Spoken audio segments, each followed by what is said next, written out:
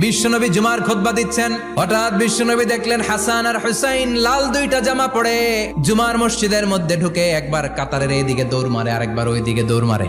বিশ্বনবী খুতবা থামিয়ে দিলেন, মিম্বার থেকে নেমে হাসান হুসাইনকে দুই হাতে টানতে টানতে মিম্বারের উপরে নিয়ে আসলেন যাতে মুসল্লিদের ডিস্টার্ব না হয়ে যায়। হাসানকে ডান হাতে ধরে হুসাইনকে বা হাতে ধরে বাকি খুতবাটা বিশ্বনবী তখন শেষ করলেন।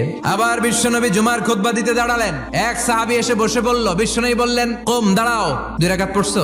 সাহাবী কয় না, পড়ি নাই। বিশ্বনবী বললেন, 2 রাকাত পড়ো। খুতবার নিরবিচ্ছিন্নতাকে ভঙ্গ করে বিশ্বনবী তাকে দাঁড়াতে বললেন, 2 রাকাত নামাজ পড়তে বললেন। তার মানে খতিব সাহেব মন গড়া শুধু খুতবা দিয়ে যায় না, ডানে বায়ে কোথায় কি হচ্ছে সবকিছু নজরে রেখে, কন্ট্রোলে রেখে সামাজিক সব সমস্যার কথাগুলো তুলে ধরে অসামাজিক কার্যকলাপের বিরুদ্ধে হুঙ্কার দিয়ে জুমার প্ল্যাটফর্মটাকে শক্তিশালী করাই হচ্ছে একজনের খতিবের দায়িত্ব। চিল্লায় এখন ঠিক কিনা? এ কাজই করেছেন বিশ্বনবী 500টা খুতবায়।